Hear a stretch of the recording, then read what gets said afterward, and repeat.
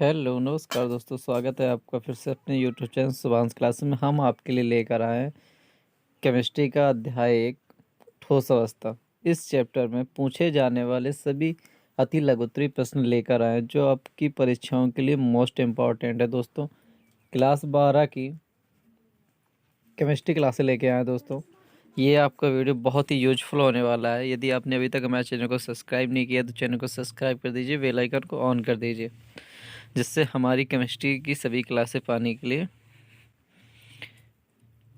इकाई सेल को परिभाषित कीजिए। इकाई सेल क्या होता है, इसे परिभाषित कीजिए। दोस्तों, यह 2015 में आया हुआ क्वेश्चन है। इकाई सेल को क्या कहते हैं, इसे परिभाषित कीजिए। किसी क्रिस्टल का वह न्यूनतम अंश जिसको बार बार दोहराने पर दिए पदार्थ का क्रिस्टल प्राप्त होता है, इकाई सेल कहलाता है। किसी पदार्थ का वह न्यूनतम अंश जिसको बार बार दोहराने पर दिए गए पदार्थ का क्रिस्टल प्राप्त होता है, इकाई सेल कहलाता है। त्रिविम जालक से आप क्या समझते हैं? त्रिविम जालक क्या होता है? त्रिविम जालक से आप क्या समझते हैं? ये भी 2015 में आया हुआ क्वेश्चन है। दोस्तों, अंतरावकाश में बिंदुओं का एक ऐसा समूह जिसकी सभी दिशाओं में पुनरावृत्ति होने पर क्रिस्टल की आकृति प्राप्त होती है, क्रिस्टल जालक या त्रिविम जालक कहलाता है। अंतराकाश में बिंदुओं का ऐसा समूह जिसकी सभी दिशाओं में पुनरावृत्ति होने पर क्रिस्टल प्राप्त होता है, क्रिस्टल जालक या त्रिविम जालक कहलाता है। रॉक साल्ट NaCl में Na+ और Cl- की समन्वय संख्या क्या होती है? दोस्तों, रॉक साल्ट Na+ और NaCl में समन्वय संख्या 6 होती है।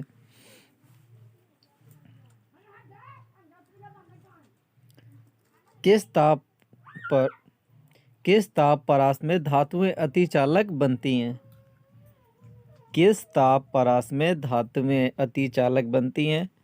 2 केल्विन से 5 केल्विन के बीच।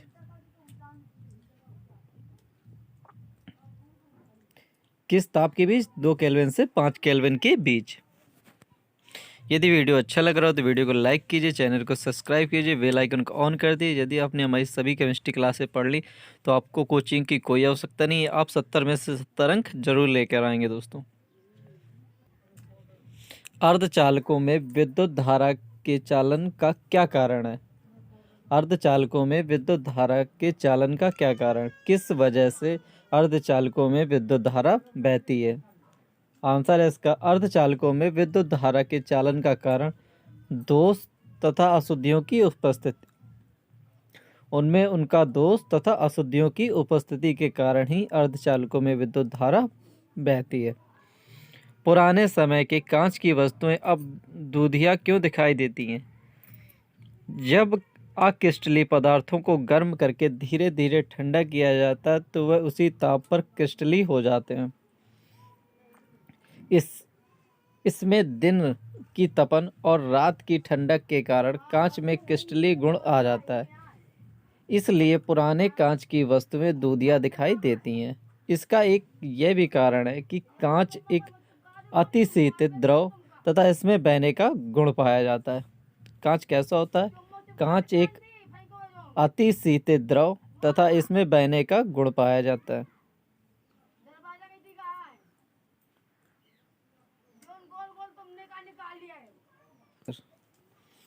एफ केंद्र क्या होता है?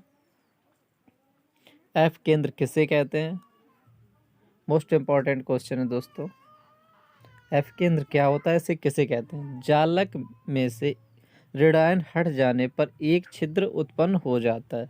जालक से एक ऋणायन हट जाने पर एक छिद्र उत्पन्न हो जाता है जो विद्युत उदासीन बनाए रखने के लिए इलेक्ट्रॉन द्वारा ग्रहण कर लिया जाता है। इलेक्ट्रॉन द्वारा ग्रहण कर लिया जाता है। यह ऋणायन का स्थान एफ केंद्र कहलाता है जो क्रिस्टल को रंग प्रदान करता है। जालक से एक ऋणायन हट जाने पर एक छिद्र उत्पन्न हो जाता है जो विद्युत उदासीन बनाए रखने के लिए इलेक्ट्रॉन द्वारा ग्रहण कर लिया जाता है। यह ऋणायन का स्थान एफ केंद्र कहलाता है जो क्रिस्टल को रंग प्रदान करता है।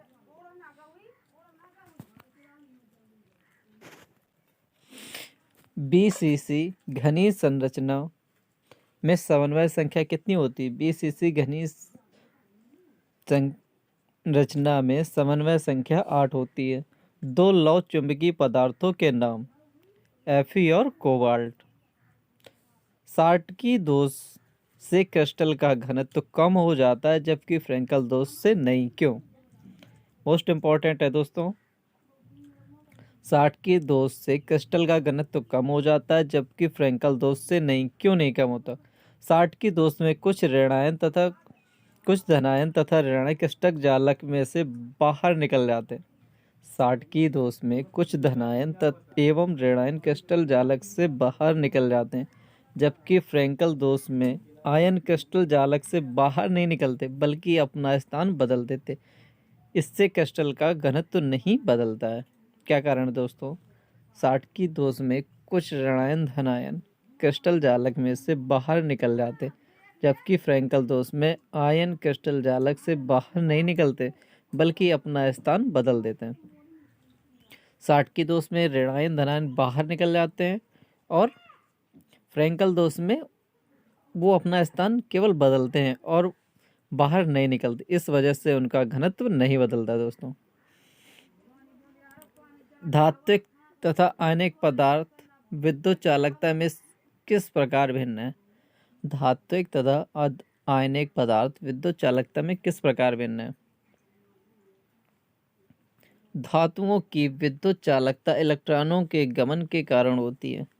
ये तो सभी जानते हैं, धातुओं की विद्युत चालकता इलेक्ट्रॉनों के गमन के कारण होती है, जबकि आयनिक यौगिकों की विद्युत चालकता आयनों के गमन के कारण होती है। तो धातुओं की विद्युत चालकता इलेक्ट्रॉनों के कारण होती है और आयनिक यौगिकों की विद्युत चालकता आयनों के गमन के कारण होती है। सोडियम क्लोराइड का टुकड़ा सोडियम धातु से क्यों कठोर होता है? 2015 में पूछे जाने वाला क्वेश्चन है दोस्तों। NaCl में Na+ और Cl- आयन प्रबल आयनिक बंधों द्वारा जुड़े रहते हैं जबकि Na पदार्थ में सोडियम पदार्थ में वो दुर्बल बंधों द्वारा जुड़े रहते हैं। इसका कारण क्या है दोस्तों?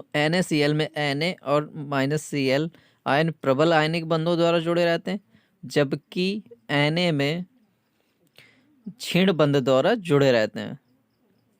यदि वीडियो अच्छा लगा हो दोस्तों तो वीडियो को लाइक कर दीजिए, चैनल को सब्सक्राइब कर दीजिए। अगले टॉपिक में हमारे लॉन्ग क्वेश्चन आएंगे और हम इस विस्तार से पढ़ा रहे हैं दोस्तों कि आपका 1 नंबर का भी इससे नहीं छूटेगा। तो आप हमारी सभी क्लासें देखिएगा, एक भी क्लास मिस नहीं करिएगा।